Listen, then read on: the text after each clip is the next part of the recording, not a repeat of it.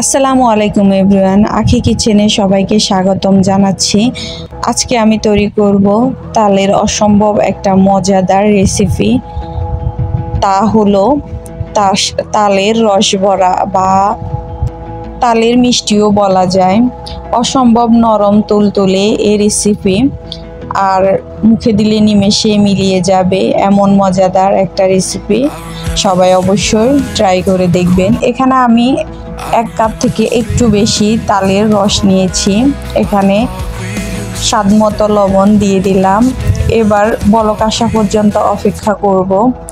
তালে যখন বলক চলে আসবে এ পর্যায়ে আমি এখানে 1/2 কাপের মতো চিনি দিয়ে দিব।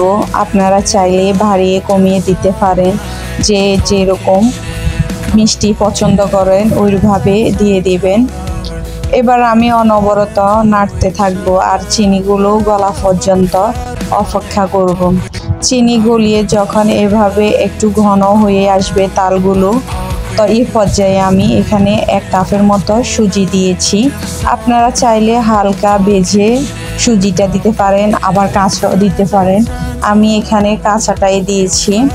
এবার সাথে সাথে চুলার জাল একটু কমিয়ে দিবেন আর অনবরত নাড়তে থাকবেন, না হলে কিন্তু দলা পেকে যাবে।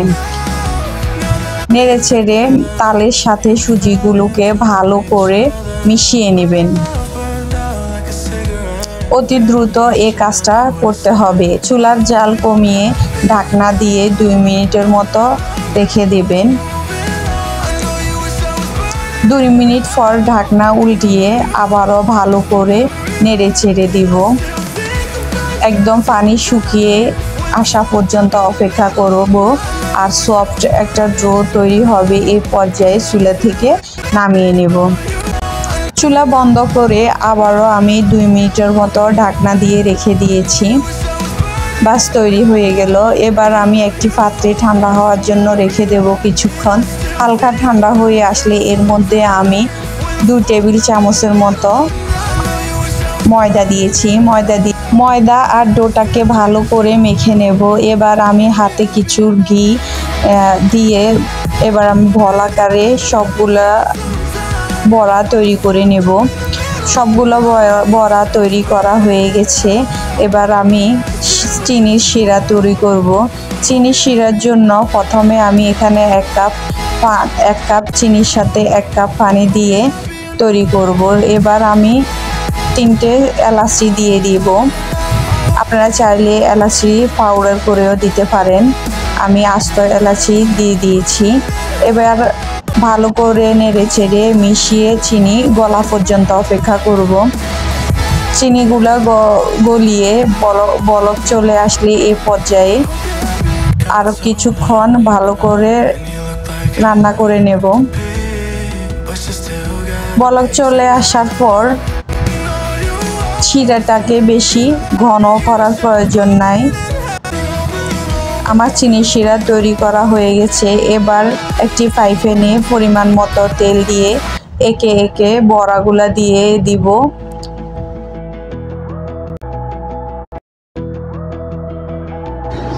চামচের সাহায্যে ভালো করে নেড়ে চেড়ে দোনো পাশ লাল লাল করে ভেজে নেব। আমার এই রেসিপিটা ভালো লাগলে লাইক কমেন্ট শেয়ার করবেন আর চ্যানেলটি সাবস্ক্রাইব করবেন। ফেসবুক পেজ থেকে দেখলে ফলো করবেন। এবার আমি এক পাশ ভালো করে হয়ে গেছে, অন্য পাশও ভালো করে নেড়ে চেড়ে দিব যেন দোনো পাশ ভালো করে ভাজা হয়।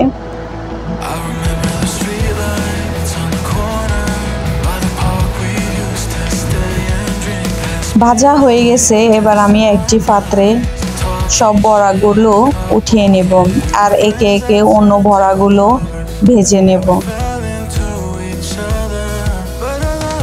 ভাজা হয়ে গেছে। এবার আমি চিনির শিরাটা আবারও একটু গরম করে নেব।